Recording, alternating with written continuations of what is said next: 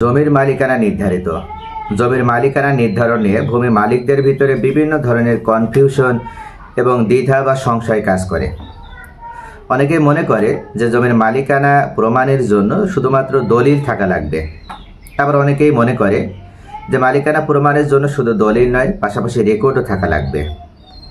আবার এই দুইটি বিষয়কে বাদ দিয়েও যারা উত্তরাধিকার সূত্রে মালিকানা লাভ করে তাদের ধারণা যে শুধুমাত্র উত্তরাধিকার সনদ বা একটা ওয়ারিশান সনদ থাকলেই জমির মালিকানা নির্ধারিত হয়ে গেল।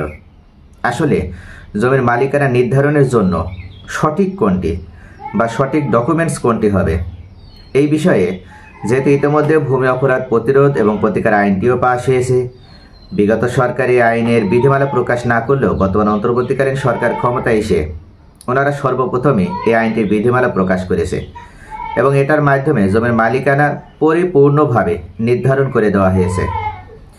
এখন থেকে যদি কোনো ব্যক্তি মনে করে যে সরকার নির্ধারিত যে নিয়ম বা ল্যান্ড ল অর্থাৎ ভূমি অপরাধ প্রতিরোধ এবং প্রতিকার আইনের মাধ্যমে যে ভূমি আইনটি, এই ভূমি আইনের ভিত্তিতে যে মালিকানা নির্ধারণ করা হয়েছে এর বাহিরে যে যদি কেউ মালিকানা গ্রহণ করতে চায় বা মালিকানা প্রমাণ করতে চায়, সেক্ষেত্রে তার মালিকানা ইনভ্যালিড হবে, কোনোভাবেই সেই অনুযায়ী তিনি মালিকানা দাবিও করতে পারবে না।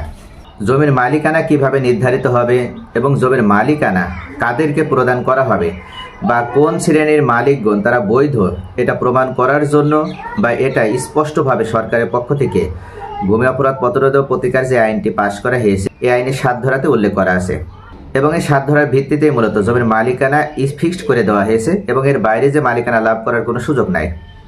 অনেক ব্যক্তি আছে পূর্বে তারা জালিয়াতির মাধ্যমে মালিকানা লাভ করার চেষ্টা করেছে, তবে এই সকল ব্যক্তিদের জন্য এখন নতুনভাবে জালিয়াতির মাধ্যমে মালিকানা লাভ করার আর কোনো সুযোগ নেই।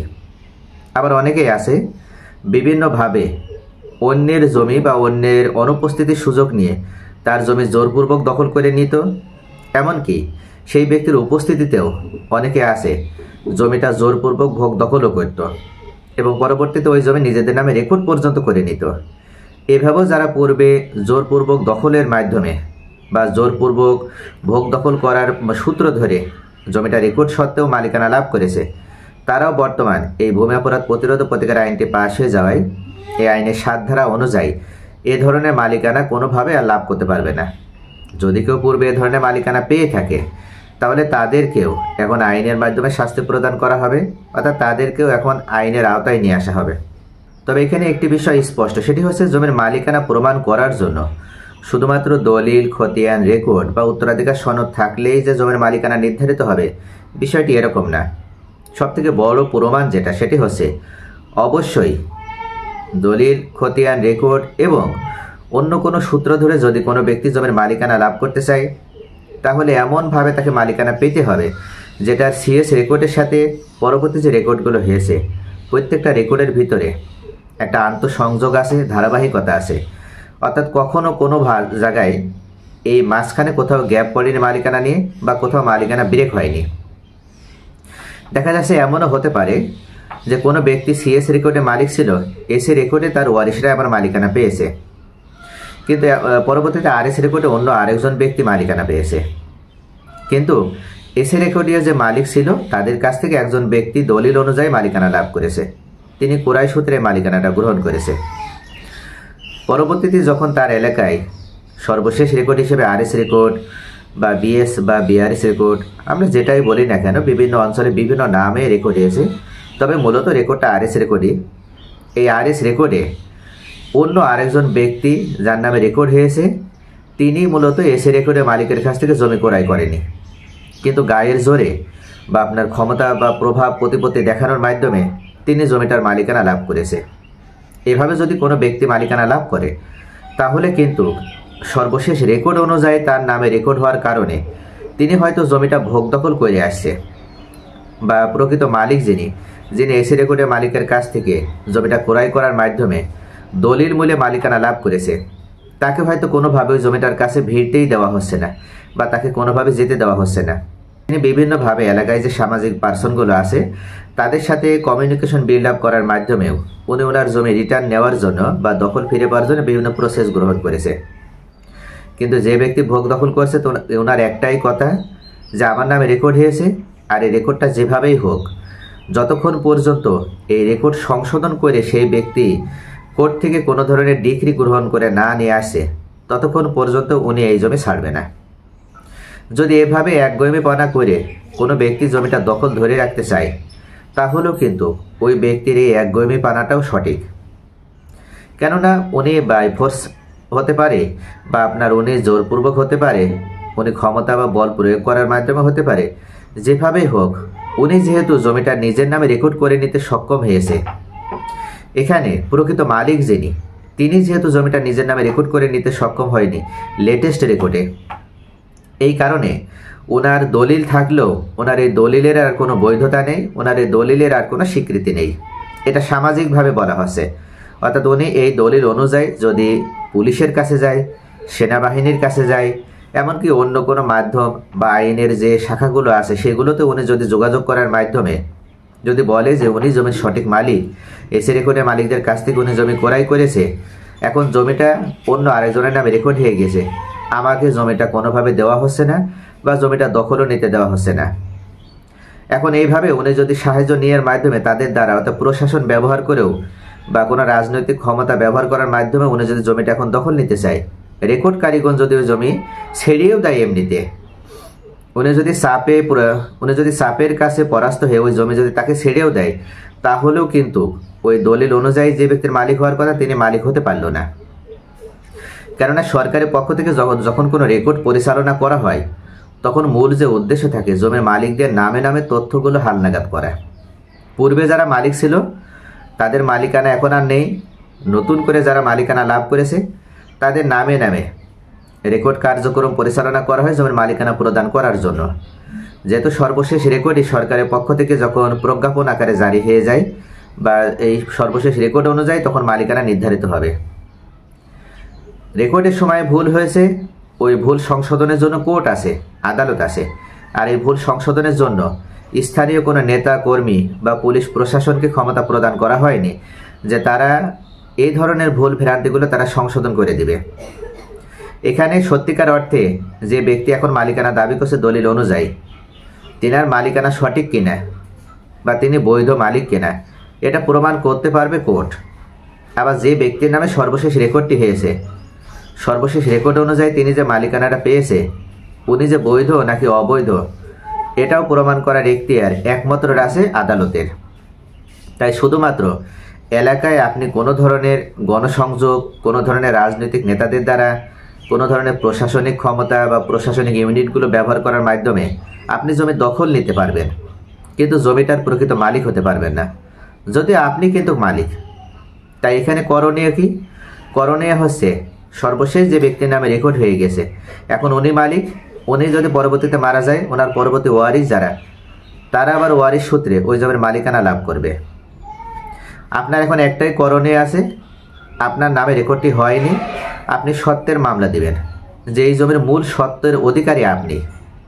আপনার এলাকায় একজন অভিজ্ঞ আইনজীবীর সাথে আপনি যোগাযোগ করবেন, একজন অভিজ্ঞ অ্যাডভোকেটের সাথে যোগাযোগ করবেন এবং ওনার কাছে বিস্তারিত বিষয়গুলো বিশ্লেষণ করার মাধ্যমে আপনার জমির মালিকানা যে ডকুমেন্টসগুলো, যে দলিলগুলো রয়েছে সেগুলো আপনি তার কাছে জমা দিবেন এবং তাকে দেখাবেন। অভিজ্ঞ আইনজীবী আপনি যার শরণাপন্ন হয়েছেন উনি ইনশাআল্লাহ আপনার জমির প্রকৃত মালিকানার সত্ত্ব বা প্রকৃত মালিকানার ডকুমেন্টসগুলো যেহেতু সঠিক, সেই কারণে সর্বশেষ যে রেকর্ড, এই রেকর্ডে ভুল হতে পারে, এটা রেকর্ড কারিগণদের দ্বারাও হতে পারে বা আপনার অনুপস্থিতির সুযোগ নিয়েও একজন দুষ্কৃতিকারী ব্যক্তি তিনি নিজের নামে জমিটা রেকর্ড করে নিতে পারে। এখানে কোনো অসুবিধা নেই, আপনার জমি আপনি পাবেন। একজনের নামে রেকর্ড হয়ে গিয়েছে তার মানে এটা নয় যে তিনি জমির মালিক হয়ে গিয়েছে। রেকর্ড একজনের নামে ভুল করে হতে পারে, কিন্তু রেকর্ডের সময় আপনার উপস্থিত হওয়ার দরকার ছিল, আপনার মালিকানা প্রমাণ করে ওই জমি নিজের নামে রেকর্ড করে নেওয়ার দরকার ছিল, কিন্তু আপনি যেহেতু এই কাজ করেননি বা এটা আপনি করতে পারেননি, এখন আপনার পানিশমেন্ট স্বরূপ, অর্থাৎ আপনাকে এখন একটু ভোগান্তিতে পড়তে হবে, আপনার ওই রেকর্ডটা সংশোধন করতে হবে। আর এই রেকর্ড সংশোধনের জন্য অবশ্যই আপনি যে বিজ্ঞ আইনজীবী শরণাপন্ন হবেন, দেখবেন যে আইনজীবী সাহেব উনি যথেষ্ট এক্সপিরিয়েন্সড কিনা এবং আগে থেকে মামলাটা পরিচালনা করার অভিজ্ঞতা ওনার আছে কিনা এবং ওনার সুনাম আছে কিনা। অবশ্যই একজন স্বনামধন্য আইনজীবী শরণাপন্ন হবেন এবং এক্সপিরিয়েন্সড, তাহলে দেখবেন ইনশাআল্লাহ যেহেতু এই রেকর্ড সংক্রান্ত মামলাগুলো সরকারের পক্ষ থেকে 90 দিনের ভিতরে নিষ্পত্তি করে দেওয়ার জন্য এখন পদক্ষেপ নেওয়া হচ্ছে। না হলেও অন্তত 6 মাসের ভিতরে 180 দিনের ভিতরে এই মামলাগুলো নিষ্পত্তি করার জন্য সরকার বিশেষভাবে তোড়জোড় শুরু করেছে। তাই অবশ্যই এই বিষয়টি মনে রাখতে হবে যে এখানে ভুল হওয়া মানে এটা নয় যে আপনার কাছ থেকে আপনার জমির মালিকানা চলে গেল। আপনার দলিল দিয়েছে, আপনি সঠিক মালিকের কাছ থেকে জমি ক্রয় করেছেন, যার কারণে আপনি জমিটার বৈধ মালিক। যার নামে রেকর্ড হয়েছে তিনিও রেকর্ড অনুযায়ী জমির মালিকানা চিরদিনের মতন ধরে রাখতে সক্ষম হবে না। তবে এখানে আরেকটি বিষয় আছে, সেটি হচ্ছে অনেক সময় দেখা যায় যে এসে রেকর্ডে যে ব্যক্তি জমি দলিল অনুযায়ী মালিকানা লাভ করেছে বা এসে রেকর্ড উত্তরাধিকার সূত্রে মালিকানা লাভ করেছে, তার কাছ থেকে যে ব্যক্তি জমি ক্রয় করছে উনি যেহেতু আরএস রেকর্ডে মালিকানা লাভ করতে পারেনি, উনি এই ক্ষেত্রে ওনার বৈধতা থাকার কারণে উনি আরএস রেকর্ড সংশোধন করে মালিকানা লাভ করতে পারবে। তবে অনেক ব্যক্তি আছে সিএস রেকর্ডের মালিক যারা ছিল তারা হয়তো তাদের জমিটা বিক্রয় করে দিয়েছে বা তারা হয়তো জমিটা এসএ রেকর্ডে আরেকজনের নামে রেকর্ড করে দিয়েছে। এখন সিএস রেকর্ডীয় মালিক যারা আছে তারা হঠাৎ করে হাজির হয়ে বলছে যে এসএ রেকর্ডে আমাদের মালিকানা লাভ করার কথা ছিল, এমনকি সর্বশেষ রেকর্ডে আমাদেরই মালিকানা পাওয়ার কথা ছিল। এখন আমাদের পৈতৃক সূত্রে সম্পত্তি বা উত্তরাধিকার দিক থেকে পাওয়া সম্পত্তি, আমাদের পূর্বপুরুষে রেখে যাওয়ার সম্পত্তি, যারা জোরপূর্বক ভোগ দখল করে আছে তাদের কাছ থেকে আমরা জমিটা নিজেরা রিটার্ন নিতে চাই। এভাবে যদি কোনো ব্যক্তি শুধুমাত্র সিএস রেকর্ড অনুযায়ী মালিকানা প্রমাণ করতে চায় তাহলে ওনার কিন্তু অনেক দীর্ঘ পথ পাড়ি দিতে হবে। ওনাকে এটাও প্রমাণ করতে হবে যে মাঝখানে যে মালিকানার হাত বদলগুলো হয়েছে এই মালিকানার হাত বদলগুলো সম্পূর্ণ অবৈধভাবে হয়েছে। এই মালিকানার হাত বদলের ভিতরে কোনো বৈধতা নাই, কোথাও কোনো ধরনের লিগ্যালিটি নেই, এটা ওনাকে প্রমাণ করতে হবে। আর এক্ষেত্রে ওনাকে অবশ্যই সিএস রেকর্ডে যে মালিকের পক্ষ থেকে উনি মালিকানা এখন দাবি করছে তেনাদের সমস্ত ডকুমেন্টসগুলো ওনাকে অ্যারেঞ্জ করতে হবে। পাশাপাশি পরবর্তীতে ওই সময় যারা মালিক ছিল বা যারা উত্তরাধিকার দিক থেকে মালিকানা পেয়েছিল তারা কেউ যে ওই জমিটা বিক্রয় করেনি এটা ওনাকে ইনশিওর হতে হবে। যদি এটা উনি নিশ্চিত হতে না পারেন তাহলে ওনারই হিতে বিপরীত হবে। কেননা ওনার হিতে বিপরীত হবে, উনি মামলা দায়ের করবেন।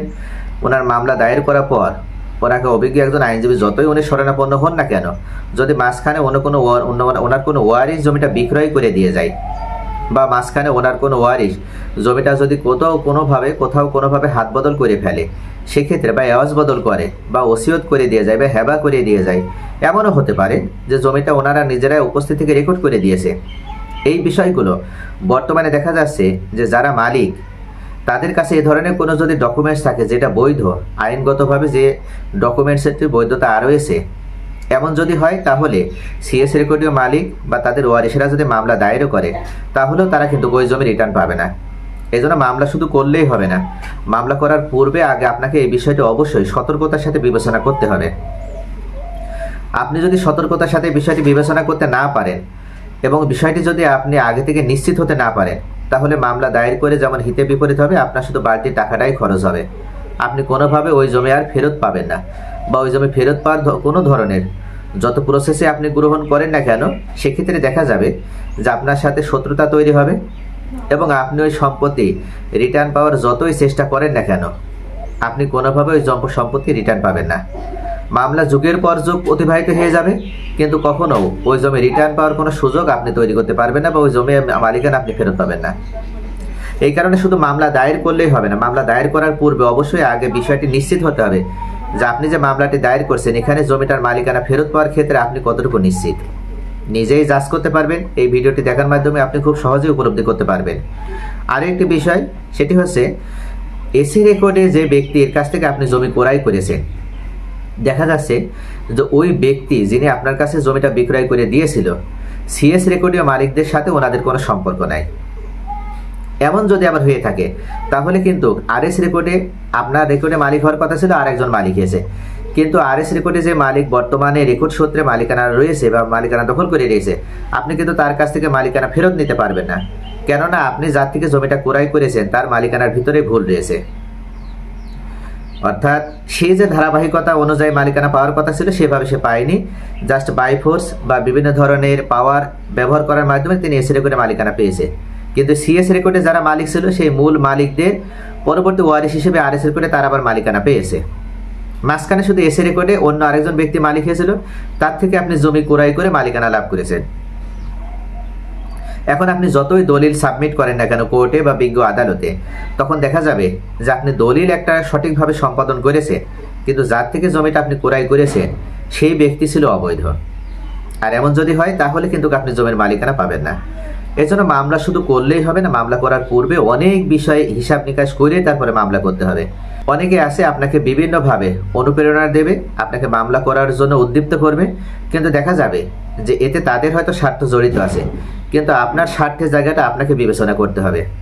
আপনি যে মামলা করলেই আপনি জমি ফেরত পাবেন, বিষয়টা এমন নাও হতে পারে। এই জন্য সব থেকে বড় যে উপায়টা সেটা হচ্ছে আপনার মালিকানা আগে আপনাকে নিশ্চিত হতে হবে। এবং আপনি নিশ্চিত হওয়ার মাধ্যমে যদি দেখেন যে আপনি যে সোর্স ব্যবহার করে মামলা দায়ের করতে চাচ্ছেন আপনার সোর্সটা সঠিক আছে, এবং যিনি এখন লিগাল বলে নিজেকে বৈধ বলে দাবি করছে তার সোর্সের কোনো ভিত্তি নেই, জাস্ট রেকর্ডে তার নাম এসেছে, তাই তিনি সেই অনুযায়ী মালিকানা ধরে রেখেছে বা মালিকানা দাবি করছে, এমন ব্যক্তির বিরুদ্ধে আপনি অবশ্যই মামলা দায়ের করবেন। অনেকে আছে এক্ষেত্রে ভয় পায়, তারা মনে করে যে আমরা মামলা দায়ের করব, মামলা একটা দীর্ঘমেয়াদী প্রক্রিয়া, আর এখানে কোর্টে হাঁটাহাঁটি করা লাগবে।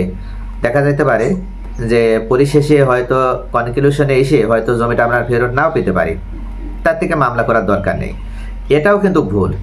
আপনাদের যেহেতু সম্পূর্ণ সঠিক বৈধতা, সম্পূর্ণ সঠিক দালিলিক প্রমাণ রয়েছে, সম্পূর্ণ আপনার সিএস থেকে এসে সম্পূর্ণ ধারাবাহিকতাগুলো সঠিক রয়েছে, শুধু আরএস রেকর্ডে একজনের নামে ভুল করে চলে আসলো বলে সেই ব্যক্তি মালিক হয়ে গেল, আর তাকে আপনারা যদি ছেড়ে দেন তাহলে কিন্তু এটাও আপনাদের এক প্রকার অন্যায়। এমন একটি ঘটনা আমাদের গ্রামেই ঘটেছে, অর্থাৎ ওনারা সিএস রেকর্ডেও মালিক ছিল, এস রেকর্ডেও ওনারাই মালিক, কিন্তু আরএস রেকর্ডে অন্য আরেকজন ব্যক্তি মালিকানা লাভ করেছে, অর্থাৎ আরএস রেকর্ডে অন্য আরেকজন ব্যক্তির নামে রেকর্ডে নাম এসে গিয়েছে। যে ব্যক্তির নামে রেকর্ডে নাম এসেছে আমি নিজে উপস্থিত ছিলাম সেখানে, ওই ব্যক্তি বলছে যে সর্বশেষ রেকর্ডে আমার নাম এসেছে, আমি এই জমি কোনোভাবে ছাড়বো না, রেকর্ড অনুযায়ী জমি আমার। পুলিশ প্রশাসন উপস্থিত ছিল, তারাও কিছু বলতে পারলো না, রেকর্ড অনুযায়ী উনি মালিকানা দাবি করলো, এবং শেষ পর্যন্ত সার্ভেয়ারের সহায়তায় বা সার্ভেয়ারের মাধ্যমে ওনার জমি ওনাকে বুঝিয়ে দেওয়া হলো। কিন্তু জমির প্রকৃত মালিক যারা, যাদের দলিল রয়েছে, সম্পূর্ণ ডকুমেন্টসগুলো রয়েছে, তাদের ওখানে কিছু করার থাকলো না। তাদের এখন একটাই উপায়, প্রশাসন উপস্থিত হওয়ার মাধ্যমেও তাদেরকে পরামর্শ প্রদান করলো, যেখানে একটাই সমাধান, সেটা হচ্ছে আদালত থেকে আপনার পক্ষের রায় নিয়ে আসতে হবে। আপনি যদি সঠিক হয়ে থাকেন তাহলে আদালতে এই রেকর্ড সংশোধন হবে, এবং আপনার পক্ষে এই সত্য যে আপনার, এই জমি যে আপনার, এটা প্রমাণ করার জন্য অবশ্যই আপনার পক্ষে একটা সরকারের একটা আদালত পক্ষ থেকে একটা ডিক্রি বা রায় থাকা লাগবে। তাহলে আমরা পুলিশ প্রশাসন উপস্থিত হয়ে এই জমি আপনাকে ফিরিয়ে দিতে পারবো। তো এইভাবে যদি আপনারা যদি মামলা দায়ের করেন তাহলে দেখবেন যে ইনশাল্লাহ এই ধরনের অবৈধভাবে যারা রেকর্ড অনুযায়ী মালিকানা ধরে রেখেছে অনেকেই আছে, অনেক গ্রামে আছে, অনেক শহরে আছে, বাংলাদেশের প্রত্যন্ত অঞ্চলগুলোতেও রয়েছে। এ ধরনের এক প্রকার রেকর্ডীয় ভূমিদস্যু, এই রেকর্ডীয় ভূমিদস্যুগুলো পরবর্তীতে আর ভূমিদস্যুতা তৈরি করার মাধ্যমে কোনো রেকর্ডে নিজেদের নাম উঠিয়ে তারা জমির মালিকানা দাবি করতে পারবে না। এবং আপনারা একটু সচেতন হলেই, আপনারা এদের বিরুদ্ধে একটি আইনগতভাবে পদক্ষেপ নিলেই, একটু কোর্টে মামলা দায়ের করলেই এ ধরনের জমিগুলো রেকর্ড সংশোধন করে তাদের কাছ থেকে ফিরিয়ে নিতে সক্ষম হবে। তাহলে ভিউয়ার্স, আশা করি বুঝতে পারছেন যে ভূমি অপরাধ প্রতিরোধ ও প্রতিকার আইন পাশ হওয়ার মাধ্যমে এখন থেকে জমির মালিকানার স্পষ্ট ভিত্তি তৈরি হয়েছে এবং জমির মালিকানা নির্ধারণ করে দেওয়া হয়েছে সরকারের পক্ষ থেকেই।